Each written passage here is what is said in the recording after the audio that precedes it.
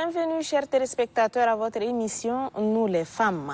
Je ne peux commencer cet épisode sans vous remercier car vous êtes de plus en plus nombreux à nous suivre à travers vos petits écrans. Au sommaire, le portrait de Dr Moëlle Kodbaye, première femme, c'est la seule, je dirais, femme spécialisée en histoire de droit au Tchad. En santé, nous allons parler des fausses couches avec Dr Ndilbe Sumbatingar Steve, gynécologue obstétricien. En style de vie, c'est autour des origines des pains avec la chroniqueuse Kalzebe Olive. Dans la rubrique Entre nous, la question du jour est la suivante. Pourquoi de nos jours les jeunes ne s'engagent pas au mariage? Et nous finirons bien évidemment en divertissement avec l'artiste Darsila. Il est en featuring avec Raïs Kim dans le titre Binei Sakhairi. Bonjour à tous et bienvenue sur le plateau de Nous les femmes. Bonjour. Docteur Moëlle Kodbaye est la seule femme spécialisée en histoire de droit au Tchad. Enseignante aussi à l'université de N'Djamena, son portrait a été réalisé par Brahim Doudou avec la voix de Madji Bandoum. Suivez.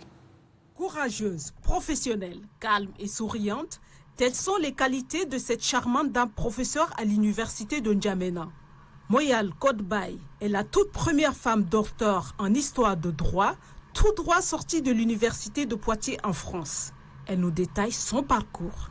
J'ai commencé mes études primaires, secondaires et même le début du cursus universitaire à N'Djamena. Donc c'est après l'obtention de ma maîtrise en droit privé fondamental que j'ai pu avoir une inscription en France, précisément à Poitiers, où il était question de refaire en fait un master. Parce on était déjà dans le système de LM2, soit s'inscrire en licence, en master ou en doctorat. Et comme je partais avec une maîtrise en droit privé fondamental et que je voulais plus m'orienter dans la carrière judiciaire, j'ai opté pour un master carrière judiciaire et sciences criminelles. Et c'est après l'obtention de mon master que j'ai pu avoir une inscription en thèse. Et j'ai soutenu mon doctorat en 2019. Pour la jeune enseignante de l'université, le choix de faire des études en droit n'est pas fortuite, car le droit est l'ensemble des règles juridiques officielles établies par la société et surtout qu'elle était inspirée par son entourage. Le droit m'attire personnellement parce qu'autour de moi, j'ai eu des grands frères et grandes sœurs qui se sont dirigés en droit et ça a impacté mon choix après le baccalauréat. Et comme il était question de commencer mes études universitaires à N'Djamena et que j'étais titulaire d'un baccalauréat de la série A4, je me voyais plus en droit que dans d'autres domaines. À la question de savoir comment arrive-t-elle à rendre harmonieuse sa vie professionnelle et vie privée, la mère de famille à 2 enfants répond. C'est une question d'organisation parce que je suis quelque part une mère au foyer qui doit nécessairement avoir des obligations de part et d'autre. J'essaye de concilier les deux dans la mesure du possible. Je priorise ma famille en même temps que mon travail. Donc, il n'est pas question de délaisser ma famille au profit du travail et vice-versa, quoi. C'est les deux, il faut les concilier. Et quand on aime, on le fait avec cœur. Pourtant, tout n'est pas aussi simple. Les difficultés quant à l'exercice de sa fonction ne manquent pas. Moëlle nous en parle. Les difficultés sont énormes en ce sens que déjà, si je me rappelle de mes premières années d'enseignement, on me confondait aux étudiants. Compte tenu de mon physique peut-être et aussi de mon sexe en fait, parce que je suis femme et qu'à l'époque les femmes étaient très peu comptées dans l'effectif des enseignants-chercheurs au Tchad. Mais peu à peu j'ai pris goût parce que j'ai aussi enseigné dans les universités en France où j'étais en doctorat. J'avais eu des contrats de vacation à la faculté de droit de Poitiers et à la faculté de droit d'Angoulême. Donc avec toutes ces années, ça m'a permis d'avoir une assise en tant que telle dans l'enseignement.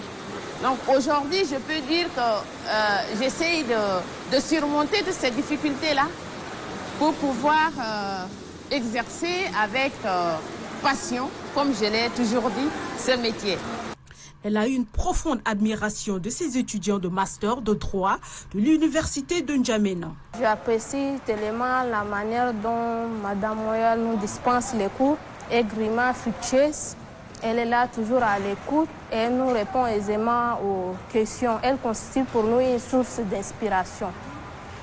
Convaincu d'avoir fait un bon choix de carrière, Dr Moyal n'hésite pas à conseiller aux plus jeunes à s'orienter vers ce domaine qui, pour elle, est nécessaire pour la société dans laquelle nous vivons. C'est un plaisir d'avoir parmi nous sur le plateau la première femme docteur en histoire de droit. Vous êtes la seule jusqu'à ce jour. Qu'en pensez-vous de ce portrait? Est-ce que vous vous retrouvez dans ces petits films qui retracent un petit peu votre vie? D'abord, je vous remercie pour cet honneur. Merci d'avoir partagé, de m'avoir invité pour que je puisse partager ce plateau avec vous. Monsieur aussi. Voilà, je me retrouve bien évidemment. Oui, je me retrouve parce que c'est à peu près mon histoire. Même si je l'avais raconté d'une manière un peu, comment on appelle ça, inversée, oui. C'est mon histoire et je m'y retrouve. Voilà. Okay. D'accord. Quel type d'enfant était Dr Moyal? Comme tout enfant. Oui, oui, j'ai grandi dans une famille modeste, avec une fratrie de 8 dont je suis la dernière. Donc voilà. J'ai bénéficié de beaucoup de choses vu que je suis la dernière. Voilà, tout le monde s'occupait. Tout à fait. Je ne suis pas gâtée en tant que telle. Mais voilà, tout le monde s'occupait de moi et puis mes frères et sœurs étaient attentionnés, ils me suivaient, mes parents aussi. Donc voilà, j'étais assez sérieuse, comique et un peu timide par moments. Ah, d'accord. Voilà. Quel était le moment le plus difficile durant votre cursus? Je dirais que c'est à l'université de N'Djamena quand j'avais débuté ma première année en droit. C'était difficile compte tenu de l'élasticité des années académiques parce qu'il fallait 2 années civiles pour valider une année. Et en total, pour avoir une licence, il faut 6 ans. Et entre-temps, je ne m'y attendais pas du tout parce qu'au début, je ne pensais pas aller à l'université de N'Djamena. Et finalement, je me suis retrouvée là. Je ne me retrouvais pas parce que pour moi, c'est lent parce que j'avais des ambitions. Je voulais forcément continuer mes études ailleurs pour pouvoir devenir ce que je suis.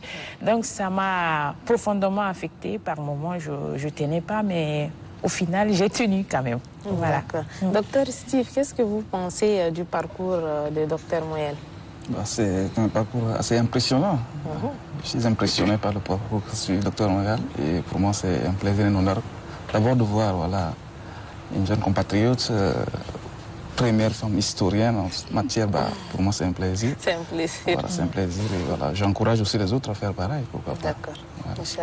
Voilà. Olive, quelle lecture vous faites du docteur Moyal? Je suis un peu sans mots. Ça fait tellement plaisir de voir une femme arriver à ce niveau-là. C'est pas à donner, quoi. C'est impressionnant. Oui, c'est très impressionnant. Merci. Et puis, ça fait beaucoup plaisir. On s'est dit, bon, les petites soeurs qui regardent à la maison et tout, on va se dire, bon, moi aussi, je vais y arriver. Donc, ça motive les autres à aller un peu plus loin, à faire la même chose. Donc, je ne peux qu'encourager et être... Ça fait plaisir, en fait. C'est ça. Docteur Moyal, comment vous vivez votre notoriété? Vous êtes quand même la seule femme docteur en histoire du droit au Tchad. Vous me parlez de notoriété, c'est énorme, ça. Non, au final, je dirais que je ne pensais pas que j'allais me retrouver dans cette discipline parce que, vous savez...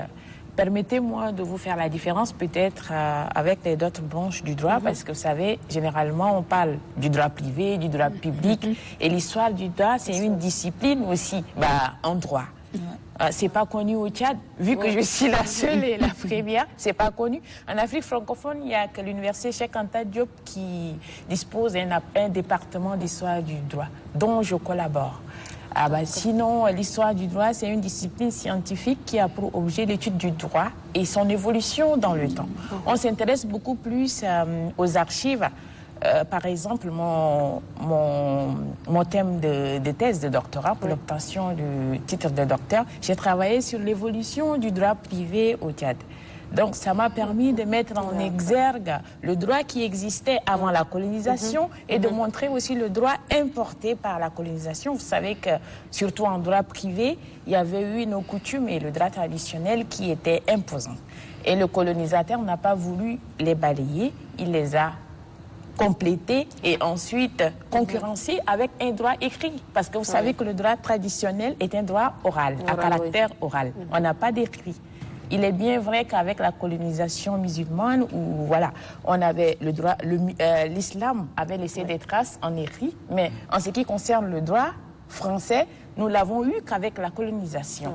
Et après, ça m'a permis aussi de déboucher sur le droit positif, c'est-à-dire le droit que nous utilisons aujourd'hui. Vous savez qu'à l'indépendance, conformément à l'article 77 de la Constitution de 1960, où il a été précisé que le droit en vigueur continue à être appliqué jusqu'à. Et ce droit continue à être appliqué jusqu'à nos jours, vu qu'on n'est pas à jour, on a des problèmes de réforme, on n'a pas fait assez de réformes. Ce droit-là reste positif avec quelques, comment on appelle ça, quelques aménagements qui ont été faits en ce qui concerne le Code civil de 1958. Les aménagements ont été faits dans sa partie état civil et autres, mais le fond reste le droit français.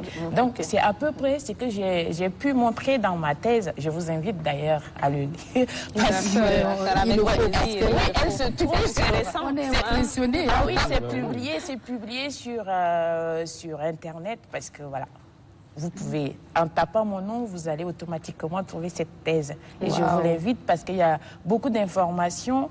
Et j'ai choisi aussi au final cette discipline parce que ça me permet d'avoir une large culture juridique en fait.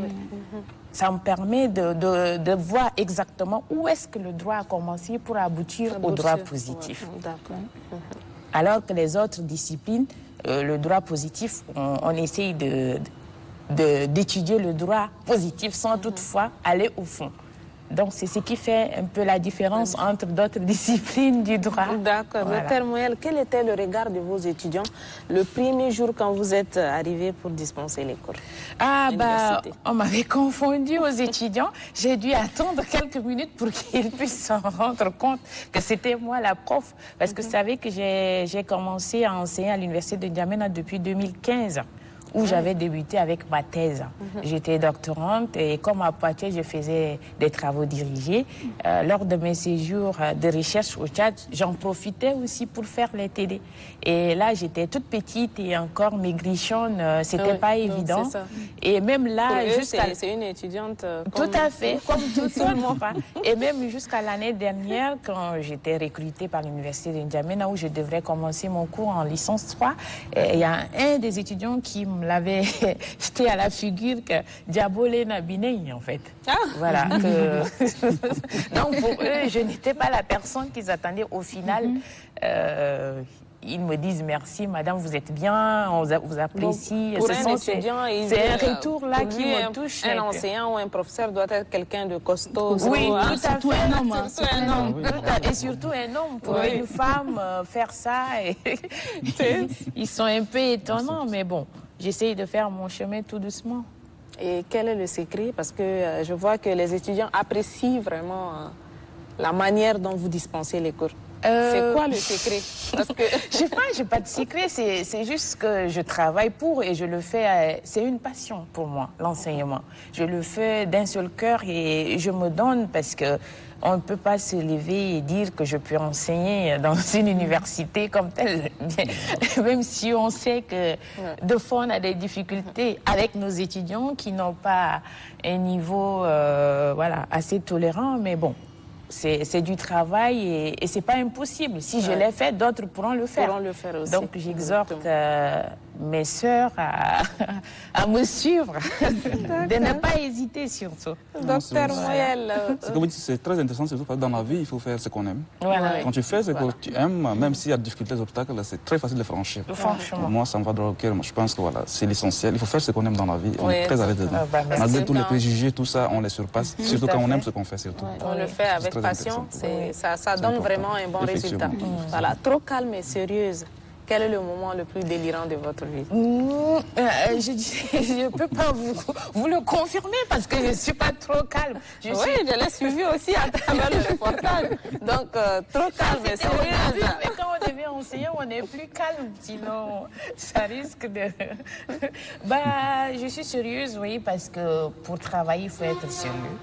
Je fais tout, parce que je n'aime pas faire les choses à moitié. Voilà. Et je me donne amplement. Et les moments les plus délirants, je dirais, c'est quand je suis avec mes pauses et que j'active mon sens d'humoriste, en fait. Voilà. Je suis un peu comique, je vous l'avais dit. Donc là, je m'éclate et j'aime bien. À quelle occasion vous avez manqué de courage? De courage? Oui. Non, je dirais non. Je n'ai pas remarqué. Jamais? Non, jamais, c'est trop. Parce que par moment, je me dis, est-ce que je vais y arriver? C'est la question que je me pose le plus souvent. Oui, mais ça, c'est normal. Voilà. Est-ce que je peux y arriver? Et après, je redouble d'efforts et puis ça passe. Et j'ai toujours été convaincue que je vais y arriver. Donc, vous êtes du genre à ne jamais abandonner? Non, j'abandonne jamais. Pas du tout. Et le focus. Voilà. Quels sont vos rapports avec votre famille? Bien, parce que je suis la toute petite dernière. Tout le monde m'aime bien, par moment, comme toute bonne famille. Hein. Oui. Voilà. Il peut y avoir des tics, mais non. C'est plutôt une bonne ambiance. Une bonne ambiance. Voilà. Quels sont vos projets à venir? Je dirais que j'ai envie de poursuivre ma carrière tout simplement sur le plan national ou international. Je travaille pour, donc, sauf si par contrainte je me déroute, mais sinon c'est de poursuivre ma carrière. Qu'est-ce que vous comptez amener de plus ici aux jeunes filles qui comptent vraiment embrasser la carrière? Aux jeunes filles, je leur demande de s'armer de courage, d'aimer surtout comme mon... Donc, de nos jours, si on n'est pas courageux, on ne pourra pas faire grand-chose. Hein? C'est pas évident, il faut du courage et il faut aimer le travail. La passion vient parce qu'avec la passion, vous allez au-delà de vos attentes. Et c'est ce qui est le plus important, je dirais. Mais j'encourage les parents aussi à suivre leurs enfants parce que c'est aux parents d'aider chaque enfant à se retrouver, de retrouver sa passion, de retrouver sa voix. Voilà. C'est pas évident dans cette société cadienne, mais bon. Il faut vraiment le soutien il le faut. Justement, parlant si possible, de soutien, j'ai créé une association. Voilà, je n'ai pas l'information. Si, je l'avais noté sur la petite fiche. J'ai créé une association dénommée Cercle d'information et de réflexion de femmes chercheurs au Tchad. Je l'ai créée à Poitiers en 2021. Et cette association regroupe les collègues comme les doctorants, c'est-à-dire les jeunes chercheurs. Et on a pour objectif de suivre et d'aider les jeunes chercheurs, surtout les jeunes filles. Et il y a un point focal ici à N'Djamena où je recense des jeunes filles qui souhaiteraient, bon, généralement elles sont en master, et même les hommes, on n'écarte pas les hommes parce que c'est la dénomination femme, mais les hommes aussi, on les suit. Sinon on va se sentir violés. Nous ici, nous les femmes, on n'écarte pas les hommes, c'est la dénomination, on n'écarte jamais les hommes. Il y a des hommes engagés. Des hommes engagés, ils sont là, ils sont avec nous, donc le genre, ça comprend les deux sexes. Et il n'est pas question qu'on écarte les... Donc, mais j'encourage beaucoup plus les jeunes filles qui souhaiteraient faire des recherches. Donc, on les aide dans la recherche, en fait. Ceux qui veulent s'inscrire en thèse, les orienter, ou encore ceux dans la rédaction de mémoire, leur donner quelques techniques qu'on a eus pendant nos cursus, voilà. en fait, tout simplement. Okay. Donc, pour celles qui sont intéressées, nous sommes là. À la faculté de droit et sciences, la faculté des sciences juridiques et politiques d'Indiamena. Voilà. D'accord. Enfin, avez-vous un mot à dire à quelqu'un à travers le plateau de Nous les femmes? À mes enfants et à toute ma famille. Voilà. Merci pour leur soutien, merci pour tout ce qu'ils ont fait jusqu'à là pour moi. D'accord. Merci beaucoup, Dr Mouyel Kodbaye. Dans notre rubrique santé, savoir que l'on est enceinte est un heureux événement dans la vie d'un couple, particulièrement marquant dans la vie de la femme. S'il est vrai que la plupart des grossesses sont à terme, il n'en demeure pas moins que certaines grossesses sont interrompues avant leur terme. On parle alors de la fausse couche. Suivons les explications de Dr Fangsou Lagadang, interrogé par Céline Moussa Hassan. Chaque année, 1 à 2 grossesses sur 10 se terminent prématurément au cours du premier trimestre. Les bébés meurent avant la 28e semaine de grossesse. Bien que les fausses couches soient courantes, elles peuvent être très angoissantes pour les femmes. La Société africaine de gynécologie obstétrique définit la fausse couche comme l'expulsion de produits de conception hors de voie génitale avant 28 semaines d'aménorrhée et de poids fœtal inférieur à 1000 grammes. De nombreuses raisons existent, telles que l'anomalie fœtale, l'âge de la mère, les infections et bien d'autres. Les causes des avortements spontanés sont de 5 ordres. Chez nous en Afrique, les causes sont dominées par les infections, dont le chef de file est le paludisme. Il y a les causes chromosomiques ou les anomalies chromosomiques. La 3e cause est une cause endocrinienne. La 4e cause, ce sont les causes utérines. Dans les causes utérines, vous avez les malformations utérines, vous avez les fibromes, mais il y a également la synéchie utérine, c'est-à-dire c'est l'accolement de la paroi utérine. Et comme l'œuf est fécondé, il ne trouve pas d'espace, et il n'y a pas d'espace pour s'implanter, il va donc sortir. Et la 5e cause, qui est la dernière, ce sont donc les causes immunologiques. Et c'est un système d'anticorps antigènes.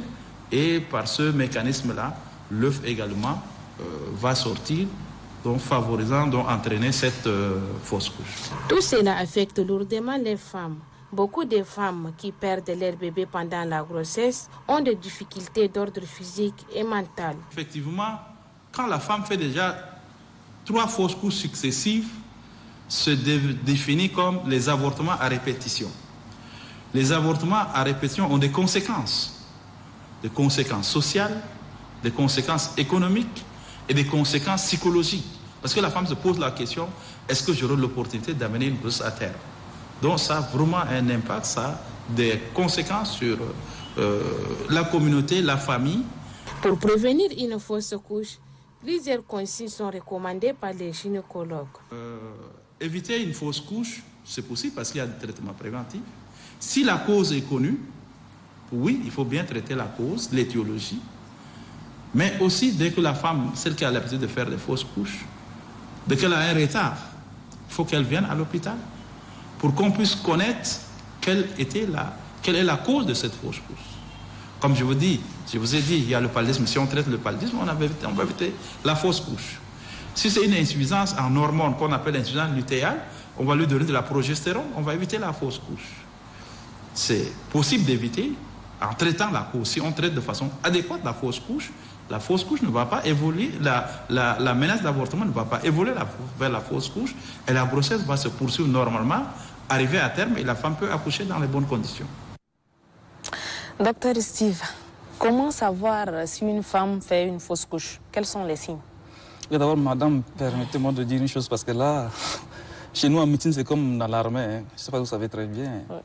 Quand le général parle, tout le monde dit « oui chef, oui chef ». Là, vous me faites parler après mon patron. J'espère qu'il va me pardonner parce que c'est mon patron.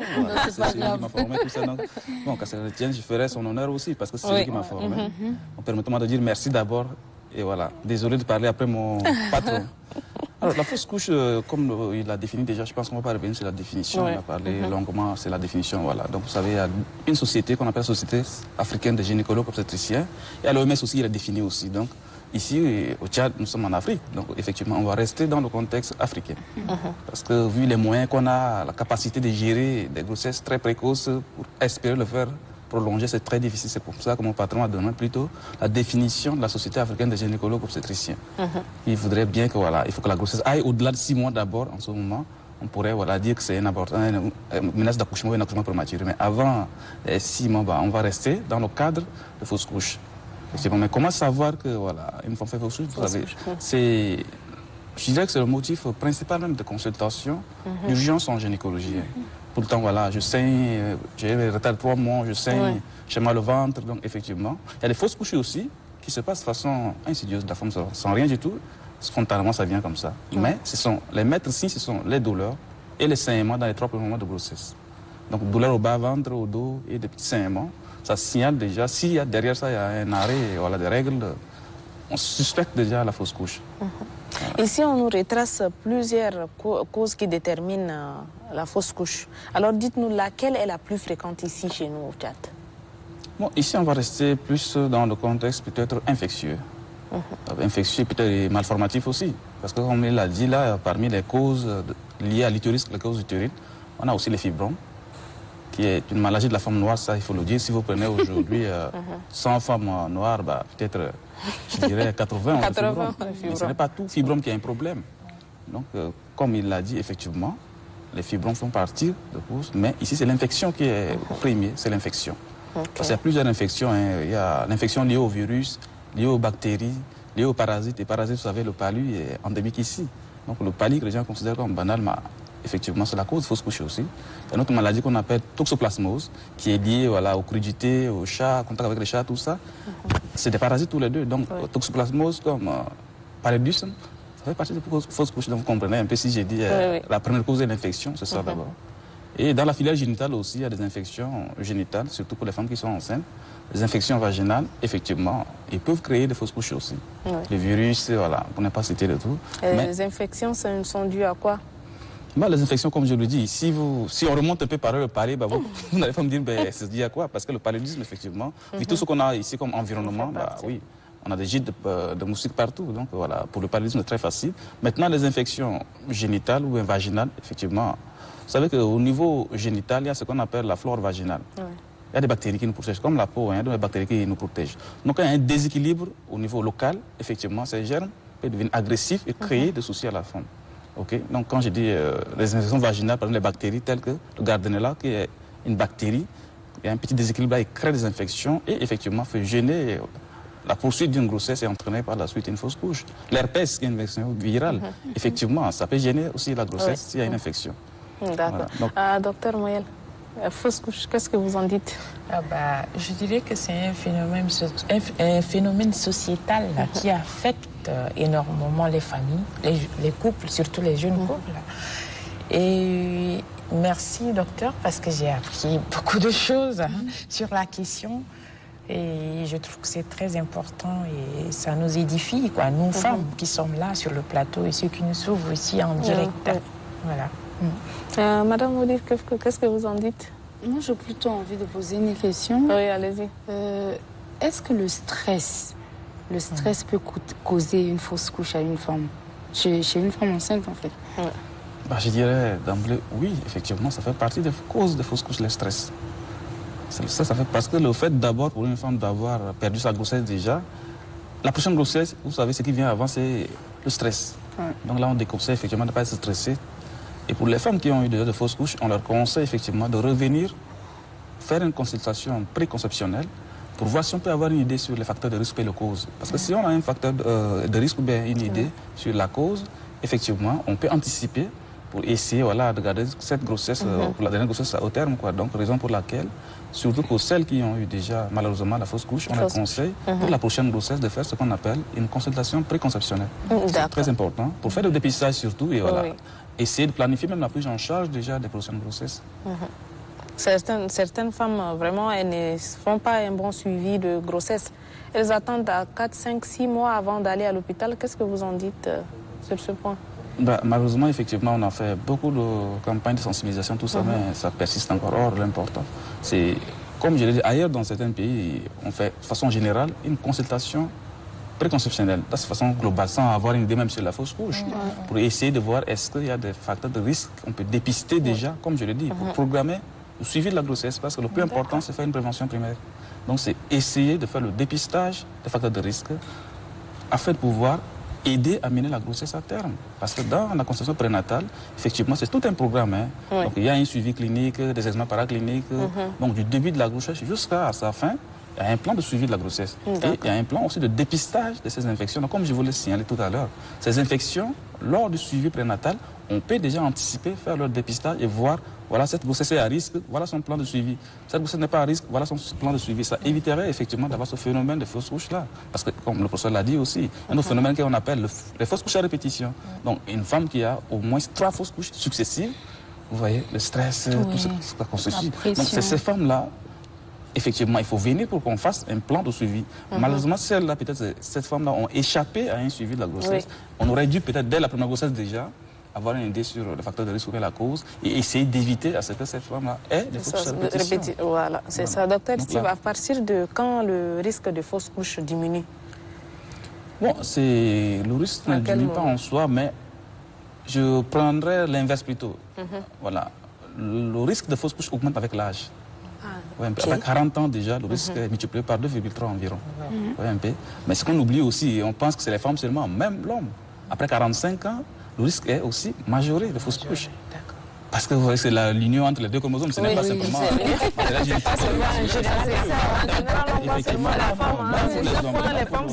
Effectivement, après 45 ans déjà, tous les deux, bah oui, le risque de fausses couches est très élevé. Maintenant, le risque varie aussi selon chaque femme par rapport aux facteurs qu'on a, par rapport aux causes. Parce que dans les causes qu'on a citées, imaginez que c'est une femme qui a une maladie chronique, par exemple, bah, elle aura plus, malheureusement pas la chance, plus le risque de faire une fausse couche que celle qui n'a pas une maladie chronique.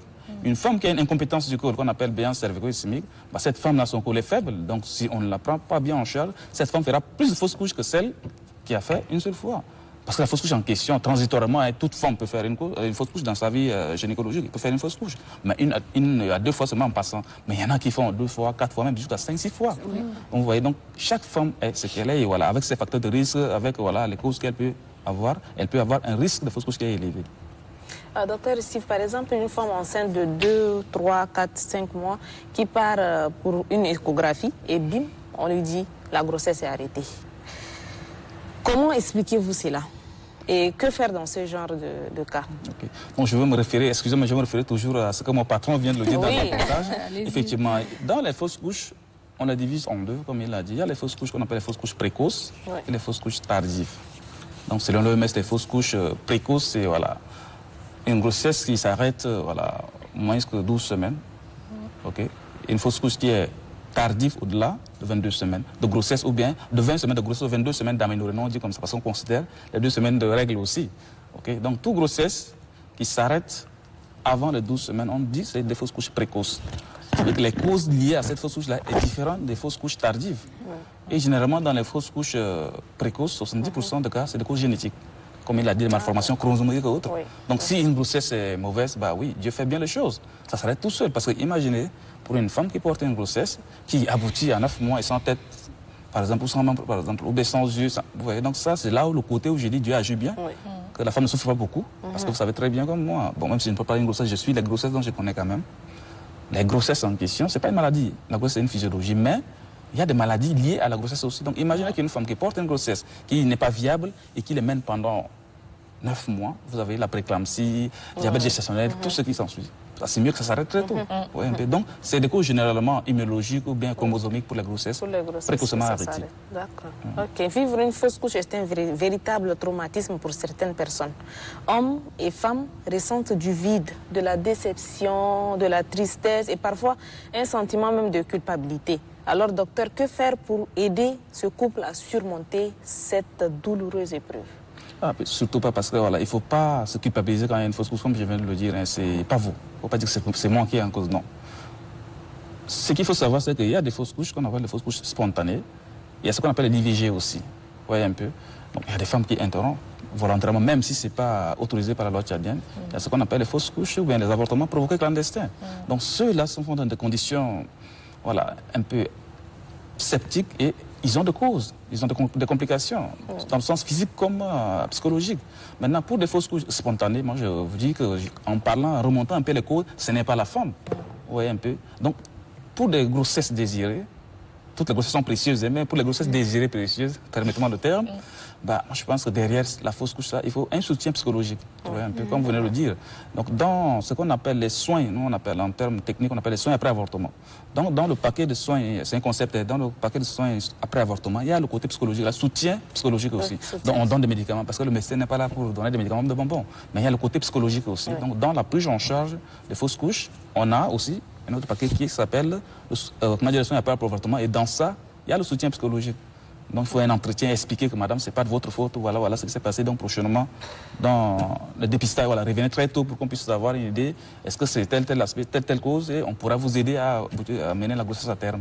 Donc, essayez de déculpabiliser en quelque sorte la femme pour dire que ce n'est pas de sa faute. Voilà, donc, lui expliquer un peu les causes, comment c'est survenu, et voilà, quel serait le plan d'un projet d'une nouvelle grossesse. Bien entendu, en venant à la consultation peut-être préconceptionnelle. Voilà, mais le soutien psychologique est vraiment capital dans les soins suite à un avortement.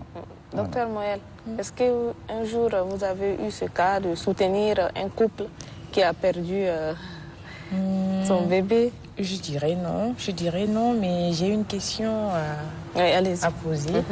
Le soutien psychologique se fait comment ici au Tchad? Parce qu'il me semble qu'on n'a pas assez de psychologues.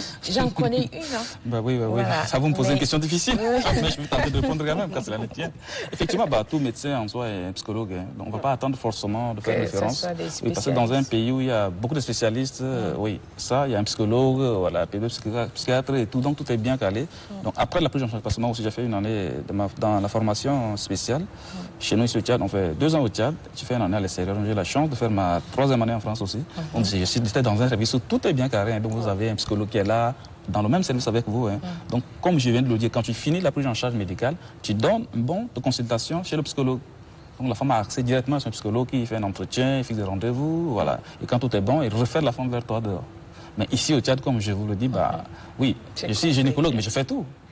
Ouais, un peu. Donc voilà, j'essaie de faire le mieux que je peux. Voilà. Donc après, moi je fais un entretien à la sortie, j'appelle la dame dans mon bureau, et on fait un entretien. D'accord. Voilà. Parce que lors de mes stages, j'ai assisté aussi le psychologue, aussi, je connais comment ça se fait, mais c'est tous les gynécologues qui font la même chose, pas moi seulement. Mais tous les gynécologues, voilà, ils font la même chose que moi. D'accord. Voilà. Olive, tu as soutenu un jour un couple qui était dans ce genre de situation? Non, de près je connais seulement quelqu'un qui a fait une grossesse extra-utérine, c'est ça? Oui, mais fausse couche, je ne sais pas si ça fait partie des fausses couches. Hein. Bon, ça ne fait pas partie des fausses couches, mais des complications de grossesse dans les 3 premiers mois. Donc effectivement, c'est le même événement, comme je vous l'ai dit. C'est une grossesse qui est désirée, assez désirée, et que voilà, au lieu que la grossesse reste dans l'utérus, il reste dans les trompes, puisque tous les grossesses à l'heure de vie, c'est dans les trompes d'abord. Hein. Donc il y en a qui ne migrent pas, après une semaine, ils restent là dans les trompes et ils évoluent là, avec des complications, jusqu'à même décès. Hein. Voilà. Donc effectivement, c'est le même phénomène. Imaginez une jeune femme qui vient de marier, voilà, qui est content d'avoir un retard de 3 mois, bientôt je serai maman. Et que brutalement, un peu mal au ventre, il vient voir le gynéco et que le monsieur dit non, madame, c'est plutôt une grossesse qui est en dehors. Malheureusement, la grossesse est en dehors de l'utérus. Et quand c'est comme ça, c'est stressant. Parce que l'option, c'est soit l'opération, ou bien un traitement médical avec risque aussi de revenir vers l'opération. Donc c'est le même vécu psychologique, c'est le même vécu psychologique. Donc à la sortie de l'hôpital, pour cette femme qui a fait une grossesse extra-utérine, il faut aussi conseiller un soutien psychologique. Et docteur Steve, est-ce que la perturbation des cycles des jeunes filles peut être aussi une des causes de fausses couches dans le futur? Parce que certaines personnes ont vraiment des cycles perturbés. Bon, je ne dirais pas la perturbation du cycle au sens premier comme cause de fausses couches, non. Parce que dans les causes de fausses couches, il y a les causes aussi qu'on appelle les causes endocriniennes, les causes hormonales, comme le patron l'a dit, pour ça François l'a dit aussi. Donc dans ces causes endocriniennes, soit c'est le diabète, soit c'est maladie des thyroïdes, ou bien une incapacité du corps de la femme à sécréter de progestérone. Parce que la progestérone, c'est l'hormone qui permet de préparer l'utérus pour accueillir l'embryon. Donc si cette hormone a une quantité insuffisante, il n'y aura pas la possibilité de préparer bien l'endomètre pour accueillir l'embryon. Et même s'il y a la nidation, le même hormone progestérone permet de garder aussi la grossesse, qu'il n'y ait pas de contraction pour expulser aussi. Donc insuffisance effectivement liée à cette hormone-là peut être la cause de ces hormones. Mais le trouble cycle de façon globale, non. Une femme qui a un trouble cycle, ce qu'on craint plutôt, c'est la capacité à concevoir. Voilà. Donc c'est la grossesse plutôt, c'est la survenue de grossesse. Parce que pour qu'il y ait la grossesse, il faut que la femme ait un cycle normal, avec la phase folliculaire, la phase d'ovulation, et ainsi de suite. Mais si le cycle est perturbé, il y en a qui font ce qu'on appelle le cycle anovulatoire. Donc il n'y a pas l'ovulation, donc il n'y aura pas la grossesse. Donc il faut craindre de plus chercher à régler cette règle-là pour avoir la grossesse. Mais ce n'est pas la cause directe en dehors de l'hormone que je cite là, qui serait l'origine des fausses couches, je dirais non. D'accord. Enfin, avez-vous un conseil à donner aux femmes? Bon, conseil à donner aux femmes, je dirais c'est surtout pour celles qui ont déjà vécu des fausses couches. Premièrement, il ne faut pas qu'elles se disent que c'est moi la cause. Avec réserve, si ce n'est pas une fausse couche, ou bien une interruption volontaire. Parce que derrière les interruptions volontaires, les femmes ne savent, certains ne savent pas. Mais effectivement, quelquefois, quand ce n'est pas bien pris en charge, il y a des conséquences sur les prochaines fausses couches. Parce qu'une qui a une fausse couche a un risque encore de faire une nouvelle fausse couche. Maintenant, pour celles qui ont des interruptions, ou bien des interruptions spontanées de la grossesse, qu'on appelle fausse couche spontanée, ce n'est pas elle. Donc à celle-là, il faut venir en consultation préconceptionnelle pour éviter de revivre le même événement à plusieurs reprises. Parce que qui a fait une fausse couche a un risque encore de faire une fausse couche. Et si on ne connaît pas la cause, effectivement, on va retomber dans le même cercle. Si c'est une infection, il faut le traiter. Si c'est une malformation, avec le tableau technique qu'on a, il y a des malformations qu'on peut traiter, il y en a qu'on ne peut pas traiter. Si c'est peut-être une cause qu'on peut prédire par autres médicaments, il faut le venir. Donc c'est surtout, j'encourage surtout, la consultation préconceptionnelle pour celles qui ont déjà eu cet événement malheureux-là. D'accord. Merci beaucoup, docteur Steve. À présent, nous passons à la rubrique style de vie. Notre chroniqueuse Kalzebe Olive nous fait découvrir les origines des pains, un style vestimentaire qui est vraiment à la mode de nos jours. Suivons ce reportage réalisé par Olive avec la voix de Thomas Ousmane Djali.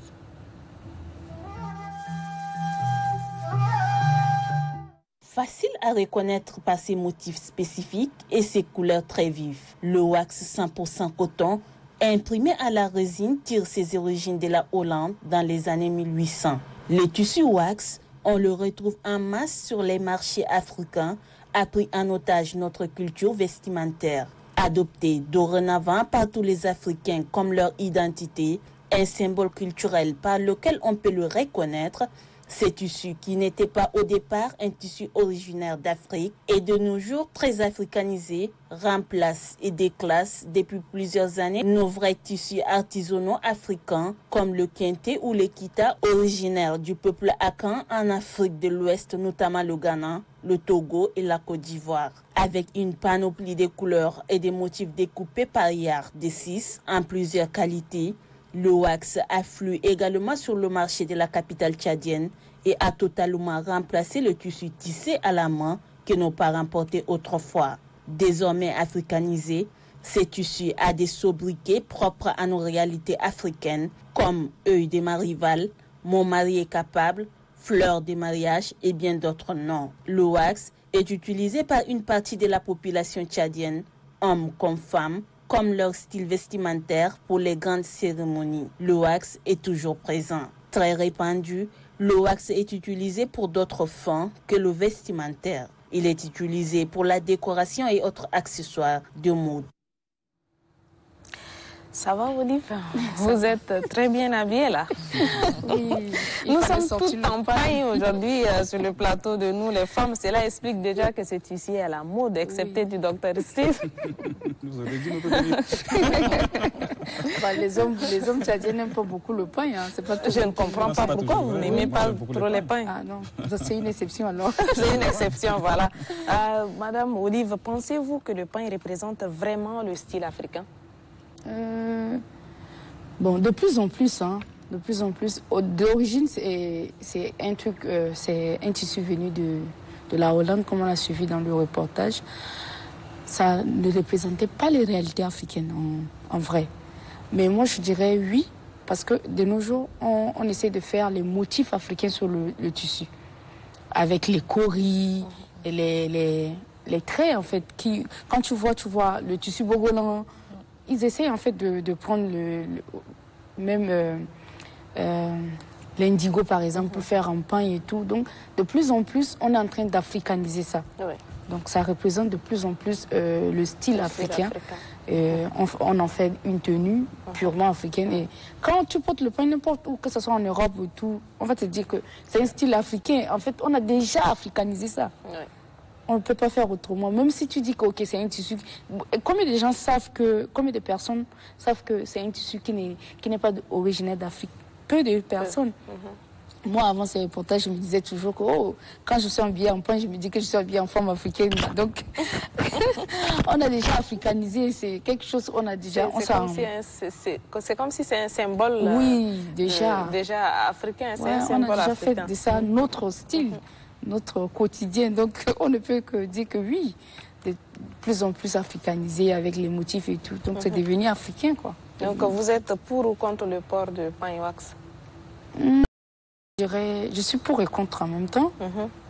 Pour, parce que ça a un impact sur l'économie. Quand on remonte dans l'histoire du pain et tout, on trouve en fait que au Togo, par exemple, les femmes les plus riches, ce sont les femmes Nanawax qui ont vendu le pain. Et en fait, ils en ont fait leur économie, quoi. Ça a boosté l'économie du Togo et tout. Donc, parce que... on en trouve partout et puis c'est moins cher aussi. Hein. Face au kente ou au kita, c'est vraiment les tissus tissés à la main, c'est vraiment plus cher que le pain. De nos jours, avec 3000, tu peux avoir le pain, même si ce n'est pas de la qualité Boko Haram, avec 2500, 2000, tu peux avoir le pain. Alors qu'un tissu tissé à la main avec 2000, 2500, tu ne peux pas. Non, et il faut beaucoup pour en faire une tenue, donc c'est cher. Donc je suis pour ça, mais contre parce que ça a déclassé en fait tout notre style, notre réalité africaine. Moi, par exemple, je n'ai jamais porté du tissu tissé tchadien, par exemple. Pourtant, il y en a. J'ai jamais cherché à voir, j'ai jamais cherché à savoir où est-ce qu'on tisse. Alors que ça existe.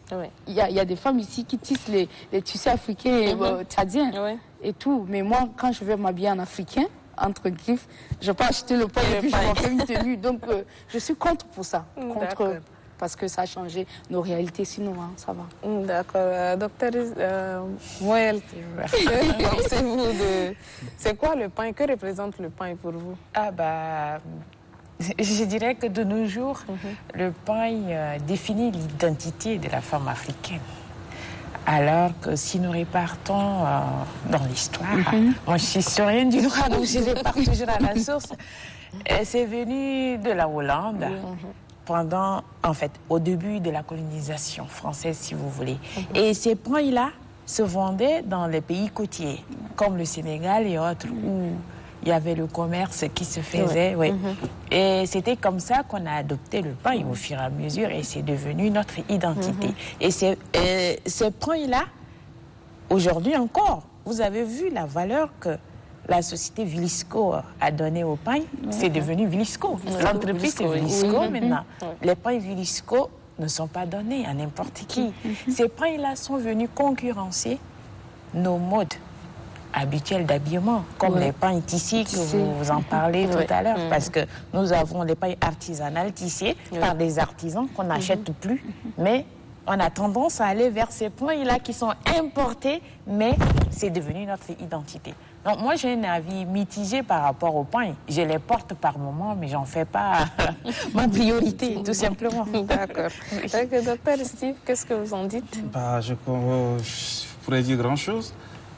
Mais pour moi, je trouve un avantage pour nous, les hommes. Si vous savez, quand on a surtout nos amis européens qui viennent ici travailler avec nous autres, quelquefois, en dehors des objets d'art, on sait quoi les offrir. Et je vous assure que chaque fois, c'est une chemise en pain que je fais, j'offre.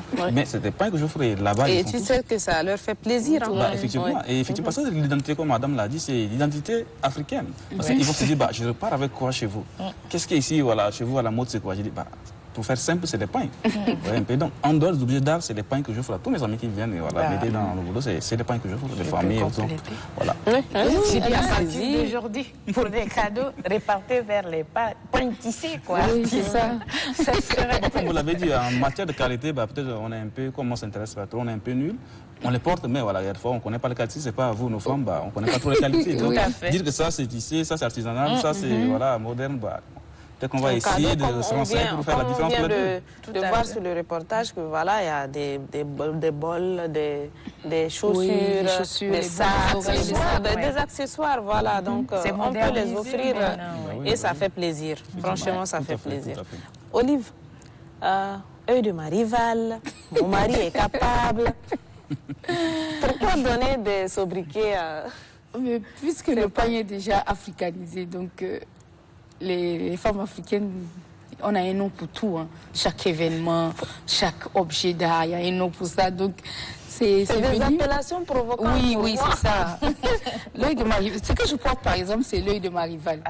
Donc on appelle ça l'œil de ma rivale à cause du rouge qu'il y a sur le pain. Et selon l'histoire, en fait, c'est les co-épouses. Donc tu vois, tu portes et puis tu te dis que ma rivale sera jalouse jusqu'à ce qu'elle ait les yeux rouges, tu vois, comme sur le pain. Donc, et mon mari est capable, c'est juste pour montrer que voilà, c'est mon mari qui m'a offert. Donc par rapport aux autres, bien soin de moi. Il est au-dessus, quoi. C'est juste en fait pour différencier les choses, je pense. Aussi, ça fait partie de l'histoire. Tout ce qui est africain est mis à part, est différent. Donc, si tu dis à un blanc, par exemple, c'est œil de ma rivale, ça ne lui dit rien. Alors que nous, automatiquement, comme toi, tu as compris que c'est pour provoquer. C'est pour provoquer, oui. Ça agrémente un peu le truc, ça rend beau. D'accord, merci beaucoup, Olive. À présent, nous allons passer à la dernière rubrique entre nous. La question du jour: pourquoi de nos jours les jeunes ne s'engagent pas au mariage? Suivons d'abord la réaction de certains de nos concitoyens.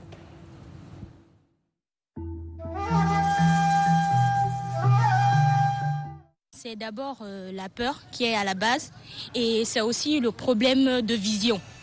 Parce qu'on constate dans les juridictions maintenant que beaucoup de couples se marient rien que pour 3 mois. Après, c'est les divorces et autres.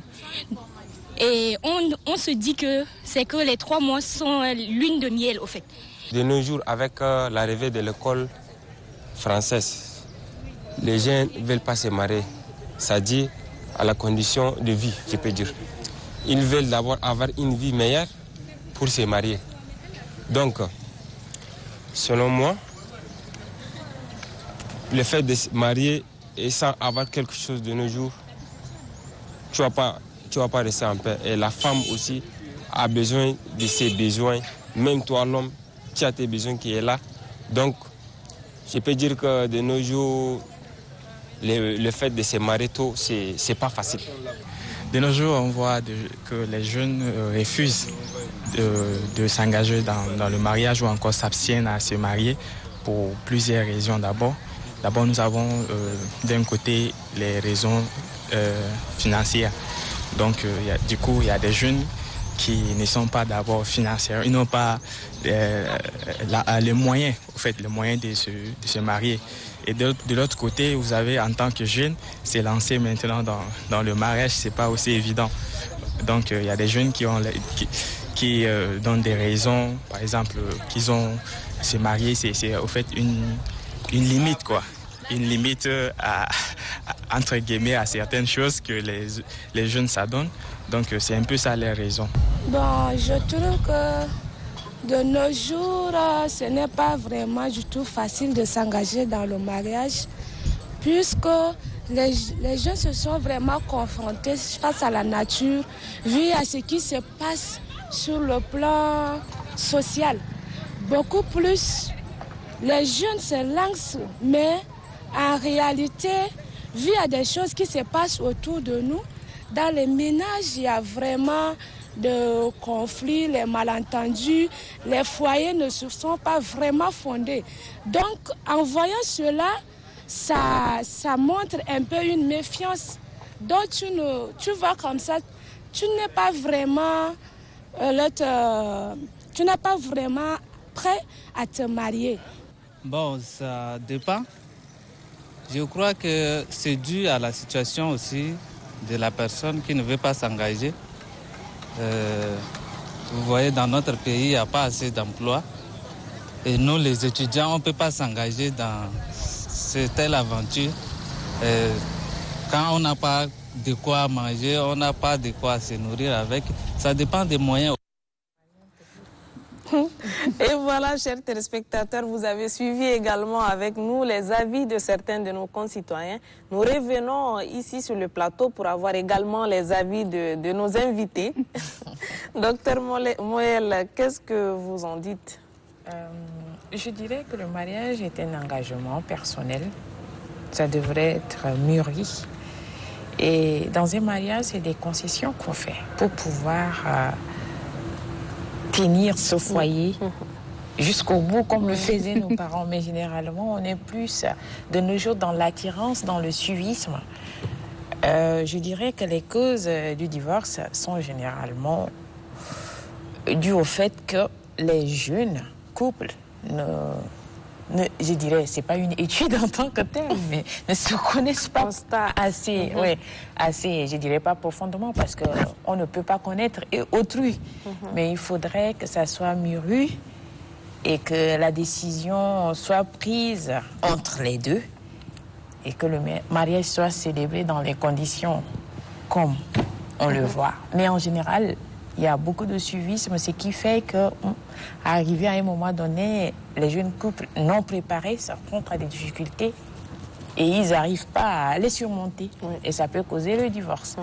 Et moi, je dis, je suis mariée, donc je l'ai fait. Je dis, c'est pas donné, c'est pas facile, mais dès qu'on s'engage et qu'on sait à quoi on s'attend, franchement, normalement, ça devrait aller. D'accord. Docteur Steve, qu'est-ce que vous en dites? Oui, moi, je dirais que je pense qu'il y a un problème, pour ne pas dire un phénomène aussi, c'est l'éducation de base. Parce que le mariage en soi, comme il est, c'est un engagement. Et quand tu t'engages, il faut honorer l'engagement aussi. Donc moi, je pense que dans l'éducation familiale, moi, je pense qu'il faut peut-être essayer de mettre un peu un accent sur l'apprentissage de la vie ensemble. Parce que quand les jeunes apprennent ça, du coup, effectivement, ils refusent de s'engager. Parce que le mariage, ils pensent que le mariage est contraignant. Le mariage a des obligations, mais je pense que du moment où tu t'engages déjà, je pense que c'est une obligation. Donc tu sais de limiter ta liberté par rapport à l'autre aussi. Parce que c'est la source aussi des conflits. Imaginez un jeune garçon qui se marie, voilà. Il a une vie aussi des jeunes garçons aussi, qui se séparent très difficilement. Par exemple, tout le temps, il est dehors avec le copain, voilà. Or, il sait qu'il a laissé une famille à la maison. Là où je dis, c'est l'éducation, la responsabilité de la charge de la famille qu'il faut insérer. Parce que ce qui fait plus peur, c'est ça. Voilà, c'est ça. On a peur, quelquefois, de divorcer. Et quand vous voyez, quand un homme est divorcé, quand une femme est divorcée, les préjugés derrière, on ne s'arrête pas là. Donc, du coup, pour éviter que les gens parlent mal de lui, il évite de se marier. Ça, c'est notre phénomène aussi. Parce que certaines personnes ne veulent pas sortir du monde de célibat. Parce que le monde quand on est marié et quand on est célibataire, c'est deux mondes différents. La liberté, vous dites la liberté restreinte. Voilà, je ne peux pas être libre comme j'étais célibataire étant marié aussi. D'autres, peut-être, ils vont dire, voilà, c'est un problème de moyens financiers. Parce que vous savez, organiser un mariage en ville et au village, c'est différent. Si vous allez au village, c'est pas forcément qu'ils partent à la mairie pour dire qu'ils sont mariés. Ils s'entendent, se mettent ensemble, c'est des petites cérémonies en famille et ils sont mariés. Or, en ville, oui, certains garçons refusent parce qu'ils veulent faire comme les autres, comme il le dit. Je veux des donneurs, je veux ceci, je veux cela, je veux une maison chère, je veux l'hôtel, je veux aller à Radisson. Donc tout ça, effectivement, ça effraie certains jeunes à s'engager. Donc, effectivement, je pense que c'est un phénomène aussi qu'il faut revoir pour dire qu'on n'est pas obligé d'aller forcément à Radisson. On n'est pas obligé d'avoir des donneurs, d'avoir une voiture de luxe, d'avoir ceci, cela. Voilà. Donc, je pense qu'il faut, et c'est là où il faut voir ce qui est essentiel dans le mariage, c'est quoi. L'accent plus sur le folklore. Il faut aller à l'essentiel, voir c'est quoi le mariage, qu'est-ce qui est important dans le mariage. Imagine que vous avez le folklore, mais en 2 mois, ça se sépare. Et le mariage fait symboliquement avec ce qu'on a. Moi, je pense que ça peut aller loin. Parce que imagine quelqu'un qui utilise peut-être 5 millions pour faire le mariage, après, il n'y a même pas l'argent pour assurer la ration. Ils vont divorcer. La femme n'aura plus à manger, les enfants n'auront plus ils vont divorcer. Donc, c'est tous ces aspects-là qu'il faut voir avant de pouvoir peut-être essayer d'adopter une autre attitude par rapport au mariage des jeunes et autres. C'est un peu mon point de vue personnel. D'accord, merci. Madame Olive. Moi, je vais aller dans le même ordre d'idée que le docteur, mais c'est pour dire en fait que c'est la cherté de la dot aussi, quelquefois. Un jeune homme qui veut se marier, qui va proposer peut-être à la famille de sa fiancée, ok, je vous amène un truc symbolique. Ils ne vont pas accepter. Les parents ont tendance en fait de nos jours à mettre leurs enfants, surtout les filles, je ne sais pas, comme gage de richesse ou un truc comme ça. On va te demander 1 million, 2 millions pour la dot, 3 millions. Ça, c'est sans les effets. Tu vas trouver où? Toi, un jeune, tu viens de commencer. Tu vas trouver des millions. Après ça, après le mariage, il y a une vie. Après la dot, il y a une vie. Il faut t'occuper de la femme. Et puis, il y a les enfants qui arrivent et tout et tout. On te demande déjà, peut-être, pour la dot seulement, tu es entre les 3 à 4 millions. alors qu'il faut vivre, il faut louer une maison, tout. Donc les jeunes, en fait, ils attendent à se construire d'abord, à se faire leur petit monde. Ils se disent, ok, quand je serai assez stable financièrement, je veux me marier. Tant que je ne suis pas stable, je ne veux pas me marier. Donc parfois aussi, c'est la faute des parents, la faute vraiment des parents. Et puis on ne se marie pas juste pour se marier. On ne se marie pas parce qu'on est jeune ou bien qu'on est vieux. On se marie quand on est prêt. Quand tu sens vraiment que là, je suis prêt, non seulement financièrement, mais moralement, tu peux vivre avec quelqu'un. Oui, mais il y a certaines personnes vraiment oui, certaines personnes, tu ne peux pas vivre, tu sais que tu ne peux pas vivre avec une femme, mais tu te maries quand même. Au lieu de faire un travail sur toi, attendre le moment, non, tu as vu l'autre se marier, tu te dis, ok, moi aussi je veux pas. Alors que tu n'es pas prêt, donc on ne se marie pas pour se marier. Oui. Même si tu as l'argent, oui, c'est ça. Même si tu as l'argent et que tu sais que tu n'es pas prêt, tu attends d'être prêt avant de te marier. C'est pas l'argent qui fait tout. Donc c'est ça quoi. Merci à tous. Les échanges sont vraiment intéressants, mais nous allons enfin en divertissement avec l'artiste Darsila. Il est en featuring avec Rice Kim dans le titre Binei Sakhairi. Rice Kim, Darsila. بنية صغيرة ما تزوجوها بنية صغيرة ما تزوجوها بنية بقرص وما تبدلوها بنية بقرص وما تبدلوها بشان المال ما تنتوها بشان المال ما تنتوها أبهتي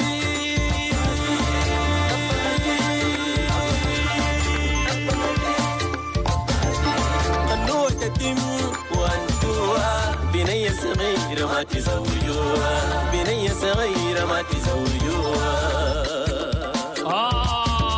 Ça c'est quoi ça? C'est pas correct ça.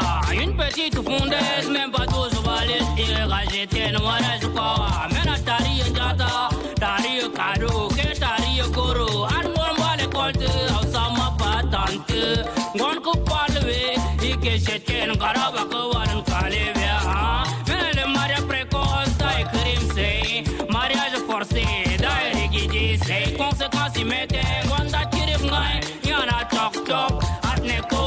شوية مكيان قوا وانجا قرصي يبوبي بنية صغيرة ما تزوجوها بنية صغيرة ما تزوجوها بنية بقرص وما تبدلوها بنية بقرص وما تبدلوها بشان المال ما تنتوها بشان المال ما تنتوها أبهتي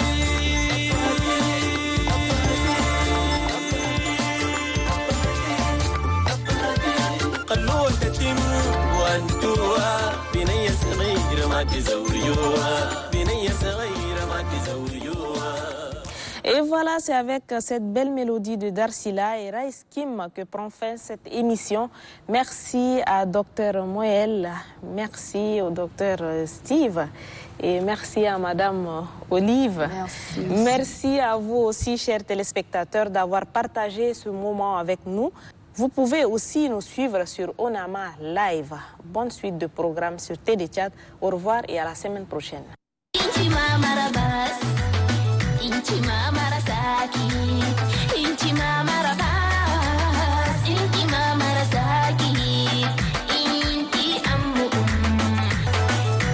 Mama Rasaki